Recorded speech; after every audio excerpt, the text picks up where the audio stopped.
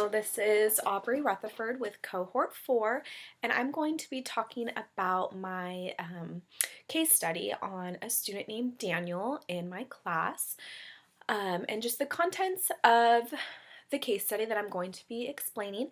The first slide will be talking about Daniel's student profile and everything that goes into his background, grade, where he lives, his family situation, and then it will move on to the academic background of Daniel, and then moving into his behavioral strengths, and then behavioral challenges and intervention efforts done by myself. This case study is more based on his behavioral versus his academic, even though his academic standing is a little on the low side for what he needs to be, but I'm mainly going to be talking about his behavior strengths and mainly his challenges, just because he is a student that has a little bit of difficulty in his behavior. Looking at his student profile, Daniel is a kindergarten student in my class.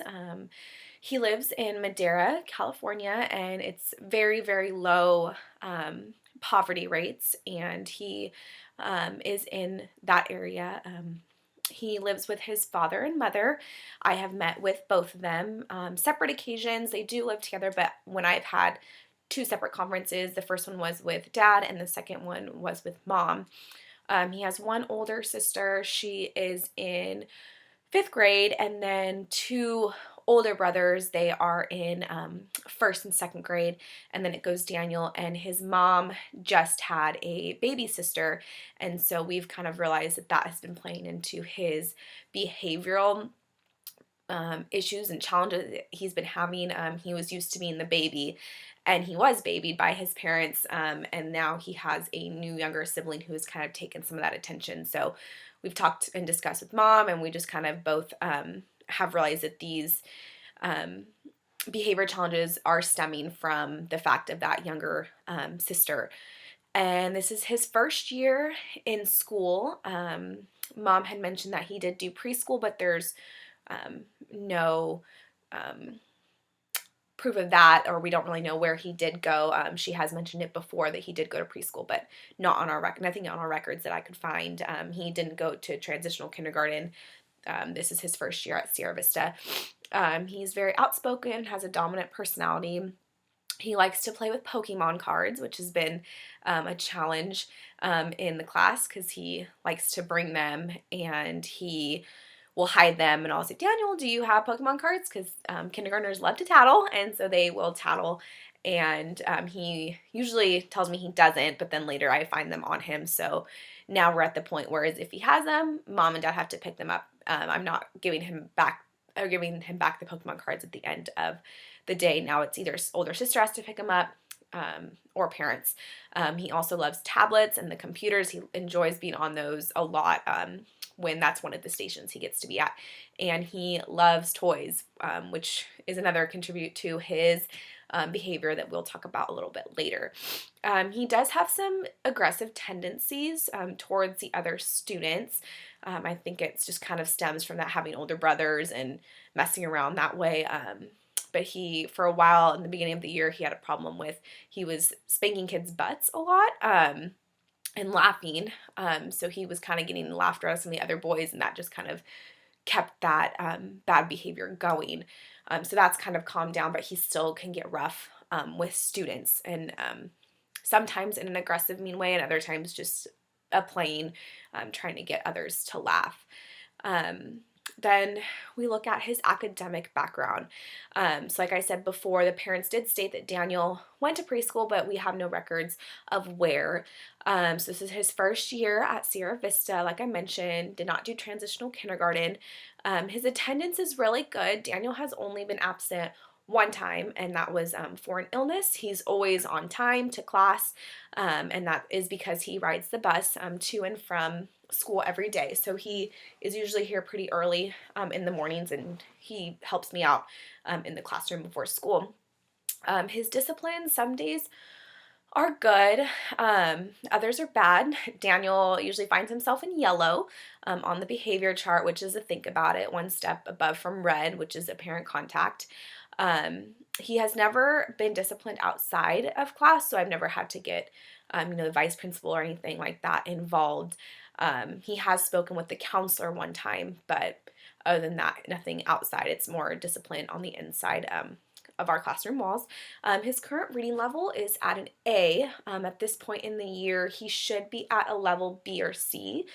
So that is a little bit concerning right now, and he is considered a high-risk student. I had a conference with mom just last week about this, and just kind of working on getting him up to that B or C level. He is very, very close to being on a B, but again, his focus, if he doesn't want to do it, he's not going to do it. So sometimes I've had some issues just sitting him down to even read.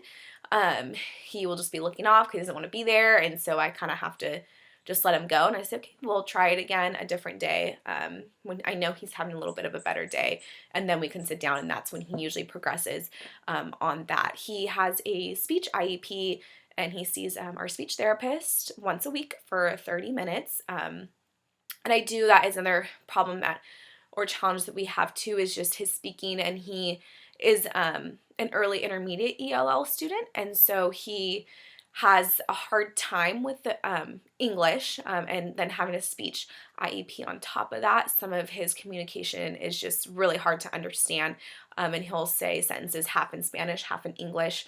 So it's just been really working on that articulation, and I have steps that I use from the speech therapist. So he does a lot of repeating, and we slow down his sentences because he likes to talk really fast. Sometimes I can't understand him, so we just really slow down, and I have him restate.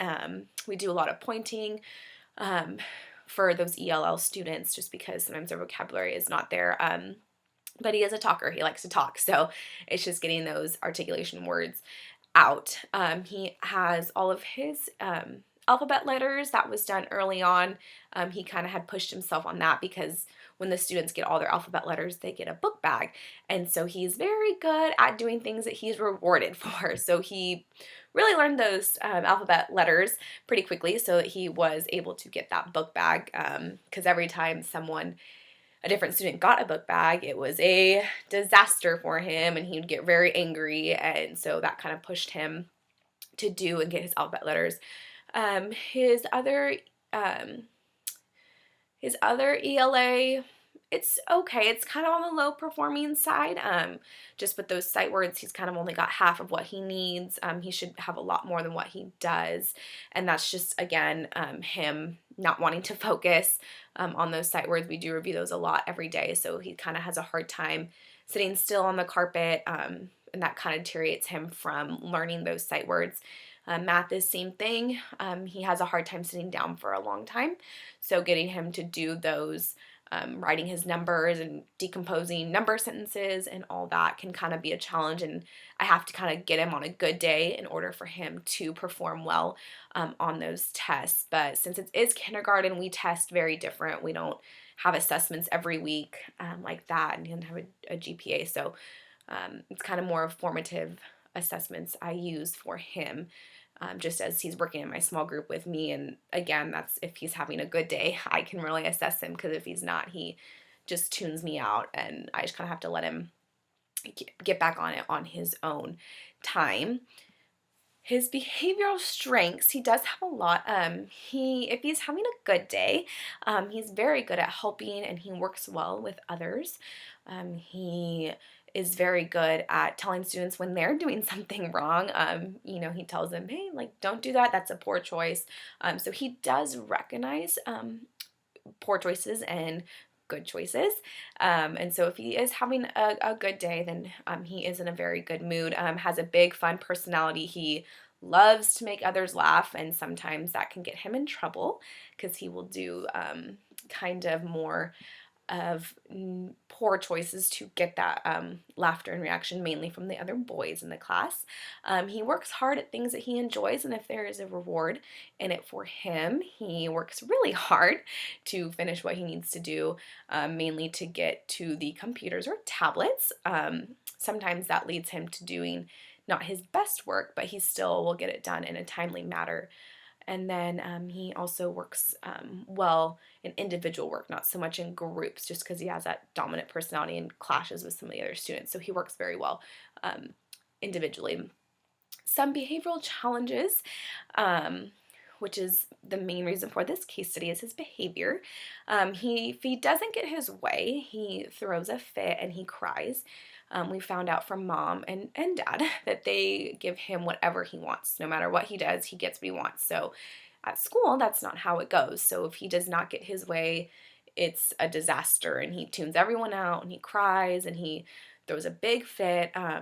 It's happened mainly when we've had kindergarten raffle. We raffle off baskets, and if he doesn't get that basket, it is a meltdown for about 20 minutes, and I just have to let him sit in the library and cool off, and whenever he's ready to come back, he does.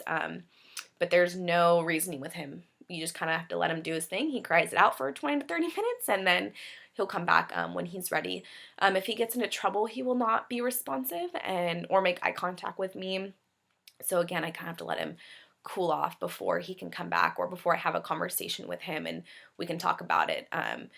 He has a problem with stealing toys and money from the other students, and also from his parents. As you can see below too, I mentioned that again, that he steals money from his family. At recess, the parent club, they sell little toys and knick-knacky things, and so he wants those, and because his parents they buy him lots of toys, and so if his parents don't give him money, and he will find his other way to get money or take things from students. And even last week we had an issue.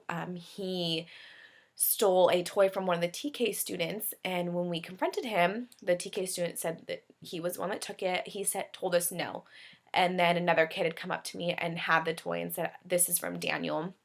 And so when we asked him, "Did you take it?" and we were not mean with him, we were just asking because we know, me and the other TK teacher, we just kind of know his personality, so you can't really get on him with anger. It's more of, "Did you do this?" And he denied it, wouldn't look at us, and it was head down for about 10 minutes until we kind of talked about it more, and I addressed the issues of the taking money and everything as a whole class, and that seemed to really work. We did it all together, and eventually this was morning recess, and by lunch he actually went up to the teacher and the student, and he apologized to them without me not having to say anything, and because that, he got to move his clip up. And so he was really excited about that. So if he gets rewarded, he does a good time or a good job with that. Definitely has a hard time with authority. And again, that's just from his parents. They had mentioned that they don't give him much authority at home. And so that is now reflecting. And then with his new little sister being born, he's just constantly seeking attention. And he seeks out that negative attention. He has a difficulty keeping his hands to himself and can play rough with other students, and that's become a bit of a problem. The students have been complaining, and parents have been complaining that their students complain to them. So we've just been constant communication with him and going over poor choices and bad choices, and keeping our hands to ourselves and gentle hands. We need to be safe. And he also he whines and he screams or complains when he doesn't get his way, and that again comes from his parents giving him kind of whatever he wants. Some intervention efforts that I have done and are continuing to do. One is that he sees a speech therapist for his IEP once a week to help with his articulation, and just a lot of positive rewards for good behavior. And in the morning when I see him, I make sure that kind of give him a little bit of extra attention. I say good morning to every student as they come in, but him, I kind of make it a point to, "Good morning, how are you? Like, I'm so happy you're here today." And that kind of brightens him and kind of puts him in a better mood in the morning. If he does do a good job with his tasks, he's allowed a little bit of extra time on the tablets. I have found that he loves the tablets, so giving him that little bit of extra, or sending his group to the tablets first. Like, "Daniel, you're sitting very nice on the carpet. Why don't you and your group, you guys can be on the tablets for your first station?" And that seems to really get him motivated to sit and do well on the carpet. And again, it just comes to constant encouragement and praise for his work. He's just like seeking that praise, and so I make sure that I give that to him a lot to have him make a better choices and have a better day. I have had the school counselor meet with him, and that's when we found out that baby sister was just born. This was more early on in the year. And that's where we kind of came in, okay, this is where this behavior is coming because he is no longer the baby anymore. And I think he was having a hard time adjusting to that. Um, if he is having a hard time, he knows that he can sit in a think chair. Give him time to kind of cool off until he's ready to rejoin the group. And I have open communication with parents, both on the phone and in conferences. And we know about the money situation. He's probably brought a total of about $200 that he's taken from his parents. So they're just kind of being more aware of that. And if I do find any money, I know to collect it, and mom or dad has to come pick that up, and just constant conversations with him to explain and work through his poor choices, which seems to help. After he's cooled off, we talk about it and we say, how could we do it better? So it's just that constant, learning. And he is a kindergarten, so he's got a lot to learn, but he's really smart in knowing that I know what a good choice and a poor choice is. So as long as he keeps working on that, I'm confident in knowing that he will improve, and just working on his academics as well along with that. So I'm looking forward to working with him the rest of this year, and hopefully as he gets older and as baby sister gets older, that will work. And also I've been talking with the parents, and they're going to be trying a little bit harder too with not giving him everything. And I had mentioned to them that trying to do a chore, so doing chores around the house to earn that money, that way he really understands, oh, I need to work hard for my money. I can't just take my money or take toys from whoever I want. And so we kind of talked about that with his mom and dad, maybe making him a chore list so he can earn money, so he can buy toys, and just gain that concept of my parents work hard for my money and I can't just take it, and I can't take other stuff from other kids. And so far it's been good. And that is my case study on Daniel, and I am looking forward to the rest of the year working with him.